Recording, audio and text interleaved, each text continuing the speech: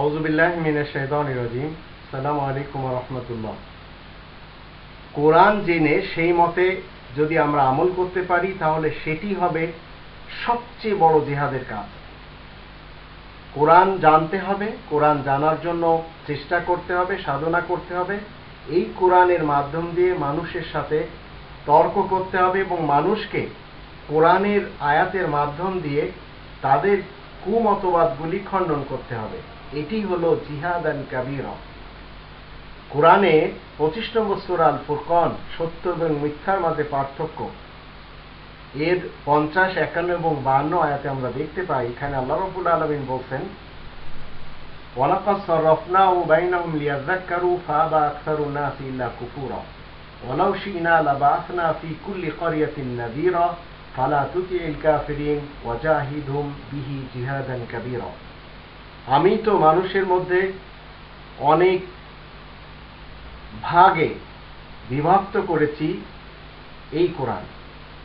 আল্লাহ বলছেন যে ওয়ালাকাদ সাররাফনাহু বাইনাহুম লিয়াযাক্কারু, যেন তারা স্মরণ রাখতে পারে, উপদেশ নিতে পারে। কিন্তু মানুষের মধ্যে অনেকেই যে অকৃতজ্ঞ না হয়ে থাকতেই পারে না। প্রত্যেকটি জনপদে সতর্ককারী উঠে দাঁড়াবে, এটাই হলো আল্লাহ তাআলার ইচ্ছা। তাই তুমি আয়াত গোপনকারী যারা, তাদের মোটেই অনুসরণ করবে না, বরং ওদের সাথে তুমি আয়াতের মাধ্যমে বেশ জোরদার তথা বড় জিহাদ চালিয়ে যাবে।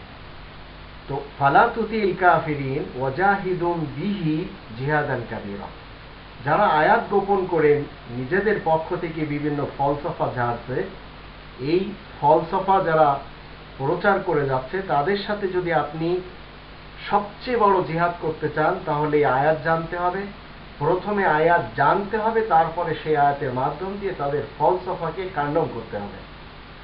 অন্যথায় তারা যেভাবে বক্তৃতা দিয়ে যাচ্ছে, ভাষণ দিয়ে যাচ্ছে, তাতে আল্লাহ রাব্বুল আলামিনের আয়াতকে তারা চাচ্ছে যেন নিচু করা যায়। আর আল্লাহ বলছেন ওয়া কালিমাতুল্লাহি হিয়াল উলিয়া, কালিমাতুল্লাহি হিয়াল উলিয়া, আল্লাহ তাআলার শব্দ সবসময় জয় থাকবে। আর এর জন্য আপনাকে আমাকে সাধনা করতে হবে, জিহাদ করতে হবে। ওয়া কালিমাতাল্লাযীনা কাফারু সুফলা। আয়াত গোপনকারীদের শব্দগুলি নিচু করতে হবে আর আল্লাহ তাআলার শব্দ উপরে করতে হবে। এর জন্য মূলত সমস্ত নবী রাসূলদের আগমন এই পৃথিবীতে হয়েছে। তাই আল্লাহ বলছেন, ইউরিদুনা ইউতফিউ নূরাল্লাহি বিআফওয়াহিহিম। মানুষেরা তো চেষ্টা করে আল্লাহ তাআলার জ্যোতি যেন তাদের বক্তৃতার জন্য নিভিয়ে ফেলতে পারে, কিন্তু আল্লাহ বলছেন হুয়াল্লাযী আরসালা রাসূলাহু বিল হুদা ওয়া দীনিল হক লিইয়ুযহিরাহু আলা দীনি কুল্লি। আল্লাহ বলছেন যে রাসূল পাঠান দ্বীনে হকের সাথে, হিদায়াতের সাথে, যেন সমস্ত বাতিল ধর্মের উপরে আল্লাহ তাআলার দ্বীন গালিব থাকতে পারে।